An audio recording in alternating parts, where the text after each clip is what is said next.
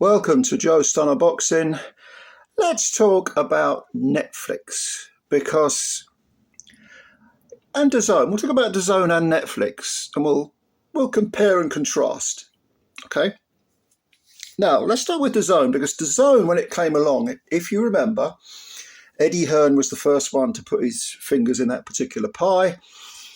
He was still with Sky Sports at the time, Sky Boxing, and he went with DAZN when his Sky contract expired. Matchroom moved entirely over to DAZN, and Eddie talked very, very dramatically and,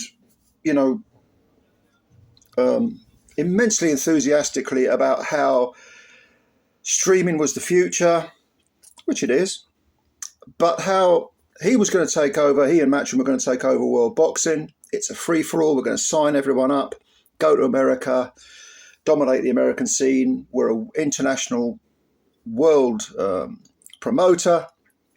Again, to some extent, he's achieved that. But most memorably of all was the comment that DAZN and streaming meant the end of pay-per-view, and that DAZN would become the Netflix of boxing. I don't know whether Hearn used that phrase, but that was a phrase that was bandied about.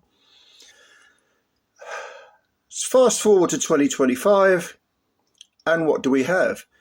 We have DAZN throwing pay-per-views around like they're going out of fashion, which does not sit well with a lot of people who subscribe to DAZN from the start.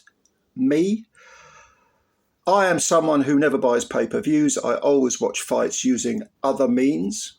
That is the motto of this channel. Watch boxing via other means. I have absolutely none, zero, zilch, nada guilt about taking any money off multi-millionaires and billionaire corporations that avoid billions in tax every year. I've no problem with taking a few quid off them and using modern technology to the consumer's advantage, rather than allowing it to be dictated by, an extremely wealthy, small vested interest, private interest. I have no guilt whatsoever with using other means to watch boxing matches, okay? Or other things, even movies sometimes, but less so movies. But what's happened is, if you remember going back, the mantra about pay-per-view was that it's got to exist. The promoters were saying this, Hearn, Warren, all of them. It's got to exist. It's got to be, we've got to have pay-per-view. If you want these fights, we need pay-per-view. These big bonanzas can't exist without them, without pay-per-view. As if it was the only model available, the only model in which these fights could exist. There was just literally no other method than pay-per-view of putting top fights together. Okay. Now, like I say, let's fast forward to today. We have DAZN, like I say, drowning in pay-per-views. And some of us are going to be reviewing our subscriptions, depending on what they're giving away for quote-unquote free, which isn't free at all because you're fucking subscribing. You're paying a monthly fee. But let's look at Netflix, because Netflix miraculously have provided, and not the only, but an alternative to pay-per-view. Tonight is,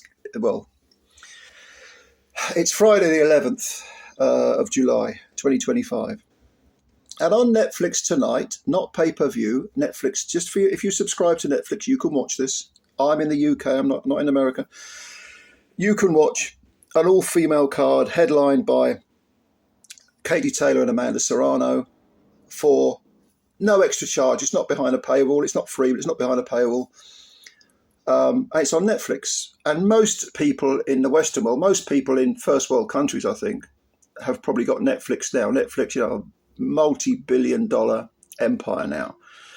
So ironically, Netflix is maybe it's not there yet, but it's becoming the Netflix of boxing.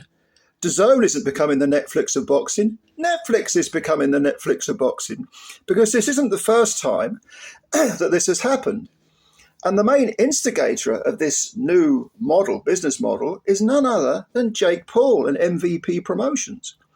Quite astonishing, really. I mean, when you consider how ridiculous Jake Paul's actual boxing career is, the stuff that he does outside of the ring with promoting fighters, especially the women's game, putting on cards like this. This is a brilliant card, this all-women's card. I mean, if you don't like women's boxing for whatever psychological reason, that's your funeral, but if you like boxing, I just like boxing, I don't care whether it's men or women. This is a brilliant card. Well, all sorts of unifications on there and undisputed fights, the best fight in the best, and it's not behind a paywall. Now, this is only the start, because don't forget, Paul did this with the Mike Tyson debacle that he had, where he basically went through the motions with a 58-year-old living legend. But the undercard was good of that, a very good undercard. In fact, I think Taylor Serrano 2 was on the undercard of that, wasn't it? And that was a fantastic fight alone. And again, no extra cost. You subscribe to Netflix, come on down, watch it if you want to watch it. So it proves that it's an absolute barefaced lie, which some of us knew all along anyway, that pay-per-view is necessary for big cards, for these boxing bonanzas. And even people who are advocates of pay-per-view, Turki Al-Sheikh being the obvious example, he in the past has said, well, look, we don't want to, kill the goose that lays the golden eggs. There should be, a £20 cap on a pay-per-view. Well, I don't go with that. I mean, I do think that there should be a cap on it. I mean, I've got no problem with that concept, but I'm anti-pay-per-view through and through. Okay, I don't like pay-per-view. I don't think it's necessary. And yes, if it means that a Tyson Fury and Alexander Usyk and Anthony Joshua gets paid 15 million instead of 50 million, I don't give a fuck, because 15 million quid or dollars is a lot of fucking money. If you only get paid 5 million, it's still a fucking lot of money, all right? Stop being so fucking greedy. I don't have any time for pigs at the trough. And when all is said and done, Warren, Arum, Hearn, De La Hoya, they're all about making money for their clients, their boxers, maximising it, and themselves. They put whatever they say about fans, they put themselves first, and the people who are their lifeblood, which is the fighters. They put them first. You're secondary, okay? You're a secondary consideration, okay? The only reason that they'll consider you is when you start to take control of your own money and say, actually, I'm not buying that. And if you look at the quality of the pay-per-views over the last, 5 years, should we pick the last 3 to 5 years? The quality, it's all sorts of crap is now behind a paywall. All sorts of stuff that used to be, a decent card on a Saturday night on Sky Sports when it was at its zenith.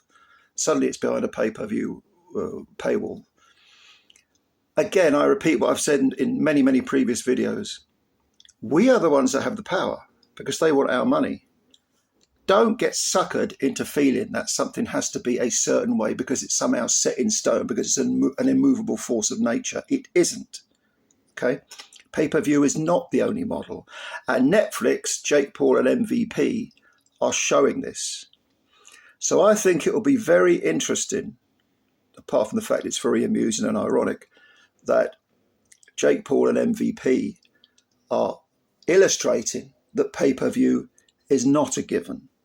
And I think it's very funny that not DAZN aren't being the Netflix of boxing. Netflix are gradually becoming the Netflix of boxing. And I think it's great. I think it's great. Anyway, give me your opinions. Let me know what you think. Comments below as usual, and I'll have a read and answer some of them. And yeah, if you like the video, I hope the video was food for thought for you, gets the old mind ticking. You don't have to agree with me. I don't mind if you disagree with me. That ain't a problem. But yeah, leave your comments below. Hit the like button if you like the video, and please subscribe to the channel if you don't mind. I always appreciate your time, and I always appreciate your support. Thank you, ladies and gentlemen. I'll get you later. Bye for now.